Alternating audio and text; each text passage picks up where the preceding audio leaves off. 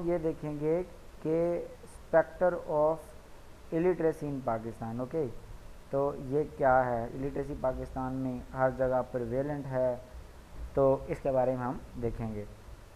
हमारा जो मकसद है वो क्या है कि पाकिस्तान को एजुकेट करना, ये हमारा ड्रीम है। अगर आपको अच्छी लगती है वीडियो तो आप सब्सक्राइब कर सकते हो, अगर आपको अच्छी नहीं लगती तो फिर सब्सक्राइब करने का कोई फ़ायदा नहीं है, फिर आप ये वीडियो भी मत देखो, सब्सक्राइब भी मत करो, कोई फ़र्क नहीं पड़ता है, ठीक है।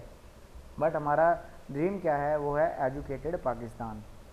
Okay, gloomy picture of our country, अगर हम अपने कंट्री पे देखें और यहाँ पे एजुकेशन को देखें तो बहुत ग्लूमी पिक्चर है। वो क्या है, our literacy rate is one of the lowest in South Asia, सिर्फ 62% के करीब है हमारा, और एशिया में लोएस्ट तरीन कंट्रीज़ में आता है, साउथ एशिया में, सॉरी 7 कंट्री हैं साउथ एशिया में।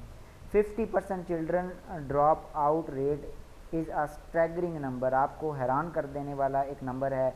50% बच्चे जो दाखिल होते हैं, इनरोल होते हैं, वो निकल जाते हैं, और 50% बाकी ही पढ़ाई करते हैं। तो 50% इनरोल होने के बाद निकल जाते हैं, ये बहुत बड़ी फिगर है। Women literacy rate is lower than males, ये डिस्क्रिमिनेशन, वुमेन डिस्क्रिमिनेशन है कि औरतों का जो लिटरेसी रेट है वो 51% है, और मेल्स का कितना है, वो 72% है। तो मेल्स ज़्यादा पढ़े लिखे, ये गलत बात है।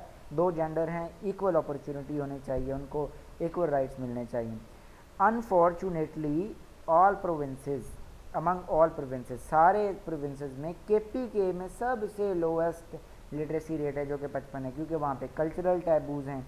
Okay, we are among 12 states which spend less than 2% of GDP, हम जीडीपी का सिर्फ 2% इस पे लगाते हैं, और काफ़ी ज़्यादा हम डिफेंस पे लगाते हैं, फिर कुछ डेवलपमेंट पे लगाते हैं, कुछ एमपीएस को फंड्स चले जाते हैं, फिर उसके बाद डेट सर्विसिंग करते हैं हम लोग, जो हमने कर्जे लिए हुए हैं वो $96 बिलियन के करीब हमने, हमारे कर्जा है हमारे कंट्री पे।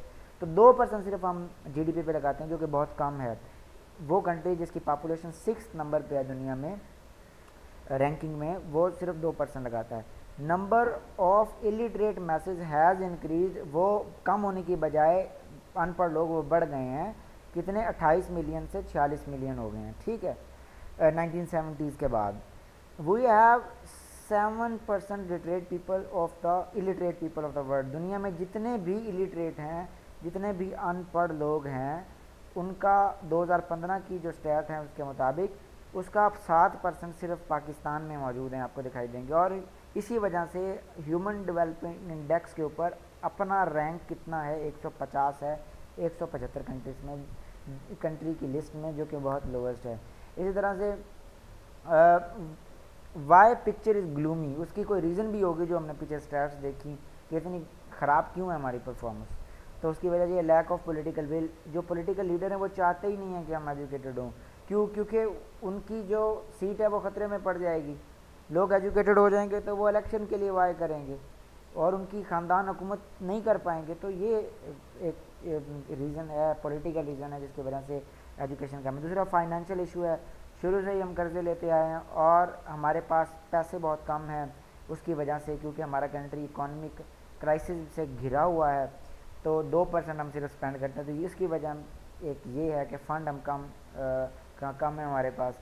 और तीसरी है रैम्पेंट पुअरिटी, जो बंदा गरीब है जिसको रोटी नहीं मिलती वो क्या तालीम देखेगा, वो ये कहेगा अपने बच्चे को किसी वर्कशॉप में भेज दे, किसी हॉस्पिटल में भेज दे, या फिर उसको कूड़ा चुनने पे लगा देगा कि शाम को 300-400 रुपये घर लेके आएगा। पढ़ाई की क्या ज़रूरत है, पढ़ाई पे पहले इन्वेस्ट करना पड़ता है, बाद में आउटपुट आती है। तो 35% लोग तो पाकिस्तान में पुअरिटी के लाइन के नीचे रहते हैं। तो ये भी एक रीज़न। एडमिनिस्ट्रेटिव फेलियर है, हमारी जो एडमिनिस्ट्रेशन है वो वाइजली स्पेंड ही नहीं करती रिसोर्सेज को। उसके बाद लैक ऑफ स्कूल ही नहीं है। अगर हम स्टैट्स देखें तो 1/3 विलेज ऐसे हैं जिनमें फ़ीमेल स्कूल है ही कोई नहीं। अगर 3 हम विलेज देखें तो 1 विलेज 3 में से उसमें स्कूल नहीं होगा, तो कैसे औरतें पढ़ें जी। Phantom school, political leaders funds दे देते हैं, फंड्स खा जाते हैं, रिकॉर्ड में स्कूल होता है लेकिन वो रियल में नहीं होता। इसी तरह से टीचर रिकॉर्ड में होते हैं लेकिन वो रियल में नहीं होते, उनकी तनख्वाह किसी और बंदे को जाती है। पॉलिटिकल अपॉइंटमेंट, किसी बंदे ने टीचर बनने के लिए अगर एप्लीकेशन दी तो वो बंदा अगर टॉप पे है तो उसको नौकरी नहीं मिलेगी। पॉलिटिकल एक कॉल आएगा और जिस बंदे का कोई मेरिट नहीं है, जो मेरिट लिस्ट में जिसका दूर दूर तक नाम नहीं है, उसको अपॉइंट कर देंगे। कल्चरल टैबूज KPK में हमने देखा, और काफ़ी बलूचिस्तान वगैरह में भी हैं। उसके बाद पॉपुलेशन एक्सप्लोजन, मतलब हम लोग 1960s में 40 मिलियन थे, अब हम कितने हैं, 220 मिलियन के करीब या उससे भी ज़्यादा हो गए हैं।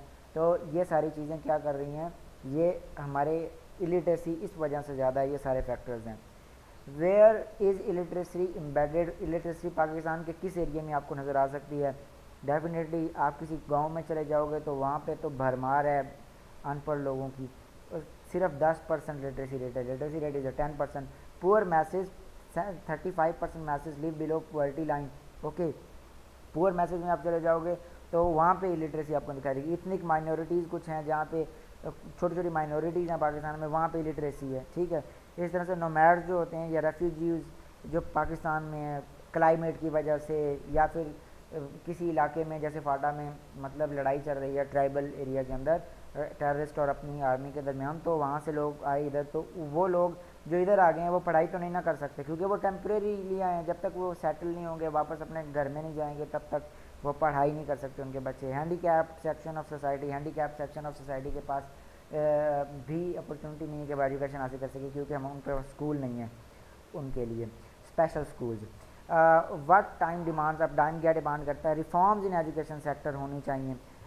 रिफॉर्म्स क्या होने चाहिए कि मदरसा, public schools and private schools का जो करिकुलम है और जो एग्जामिनेशन का प्रोसेस है उसको एक ही कर देना चाहिए, सेम करना चाहिए। मदरसा अपने एग्ज़ाम लेते हैं मदरसे वाले, पब्लिक स्कूल्स अपने तरीके से एग्ज़ाम लेते हैं इंग्लिश में, प्राइवेट स्कूल्स अपने तरीके से एग्ज़ाम लेते हैं। तो इस तरह से ये नहीं चलता यार, इससे चलता नहीं है, इसे कंट्री चलते नहीं है। Quota system for marginalised area, अगर कोटा सिस्टम यूनिवर्सिटीज़ में है या फिर स्कूल्स में है तो वो होना चाहिए फाटा, थर के लिए और बलूचिस्तान के लिए, और अगर ये नहीं है तो इसे अभी इम्प्लीमेंट करना चाहिए। ये क्या करेगा, ये जिस इलाके में यानी जो मार्जिनलाइज इलाके हैं उनके बच्चों को ये अपॉर्चुनिटी देगा कि वो तालीम हासिल कर सके। इसी तरह से increase spending and using funds efficaciously, good governance होनी चाहिए, फंड्स को अच्छे तरीके से इस्तेमाल करना चाहिए। Unanimous policy by all provinces, 18वीं तरमीम के बाद फेडरल और प्रोविंसेस के दरमियान लड़ाई है कि एजुकेशन का सिस्टम किस तरह से होना चाहिए, ये किसका प्रीरोगेटिव है, ये बहस ख़त्म होनी चाहिए और एक यूनिफाइड पॉलिसी बनानी चाहिए सबको मिल बैठ के यूनानिमसली कंसेंसस के साथ।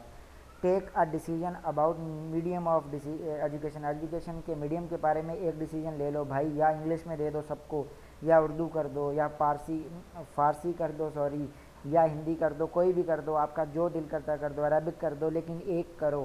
क्वालिटी रिसर्च होनी चाहिए, यूनिवर्सिटीज़ में फ़ंड मिल जाते हैं लेकिन यूनिवर्सिटी वाले सिर्फ रिसर्च पेपर प्रोड्यूस करने पे लगे हुए हैं, क्वालिटी वाला कोई भी नहीं करता, ज़्यादातर नहीं करते, कोई भी वाला झूठ होगा। माई टेक ऑन इट, मेरा टेक क्या है, the prime purpose of education is to prevent youth from delinquency and creating unity in a state. Unity पे क्रिएट करना, एजुकेशन सिस्टम का काम क्या होता है, यूनिटी लाना, कि सारा स्टेट, फेडरल जो स्टेट होती है वो इकट्ठी रहे, और जो छोटे मतलब 18 ईयर के बच्चे हैं वो डिलिंक्वेंट ना हो जाएं, वो ऐसा एटीट्यूड ना अपना लें जो कि रियासत के लिए ख़तरा हो, मतलब टेररिस्ट ना बन जाएं, उसके साथ साथ वो ड्रग एडिक्ट ना बन जाएं, ये सारी चीज़ें। लेकिन अपने यहाँ ये दोनों चीज़ें ही हो रही हैं, तो इसका मतलब है एजुकेशन सिस्टम अपना क्या है, रोल अदा नहीं कर रहा। और जो एजुकेशन सिस्टम है इसने इक्वलिटी ऑफ अपॉर्चुनिटी का मर्डर किया है और ये रोज़ ब रोज़ मर्डर करता जा रहा है, ठीक है। हमारी यूनिटी वेन हो रही है। कैसे इक्वलिटी ऑफ अपॉर्चुनिटी, जो अमीर तबके के बच्चे हैं वो प्राइवेट स्कूल में चले जाते हैं, जो गरीब के हैं वो प्राइवेट की फ़ीस अफोर्ड नहीं कर सकते, तो जो अमीर बच्चे हैं वो अच्छे एग्ज़ाम दे के अच्छी जॉब पे जाते हैं, जो गरीब हैं वो तो नहीं जाते। तो अगर दोनों एक ही सिस्टम में पढ़ेंगे तो फिर इक्वलिटी ऑफ अपॉर्चुनिटी है, ऐसा ही है। लेकिन ऐसा हो नहीं रहा पाकिस्तान में, तो स्टैंडर्ड्स हैं, ठीक है। तो ये इक्वलिटी ऑफ अपॉर्चुनिटी का मर्डर हो रहा है हमारे एजुकेशन सिस्टम की वजह से। रिफॉर्म्स एंड इंक्रीज स्पेंडिंग, हमें अपनी स्पेंडिंग को अभी इंक्रीज करना चाहिए, आहिस्ता आहिस्ता करना चाहिए, एकदम से नहीं करना चाहिए। विदाउट एजुकेशन, एजुकेशन के बिना our future is without photons quant of light, मतलब कहने का मकसद ये है, क्वांट ऑफ लाइट साइंस का लफ्ज़ है जहाँ रोशनी नहीं होती, तो इसका मतलब कहने का ये है कि एजुकेशन के बिना अपना जो फ्यूचर है वो काला है, ग्लूमी है, डिस्ट्रक्शन है, सिर्फ अपने फ्यूचर में कैटास्ट्रोफी है। Education is the most powerful weapon to change the world. Nelson Mandela ने कहा था कि एजुकेशन ही वो हथियार है जिसके ज़रिए से हम वर्ल्ड को तब्दील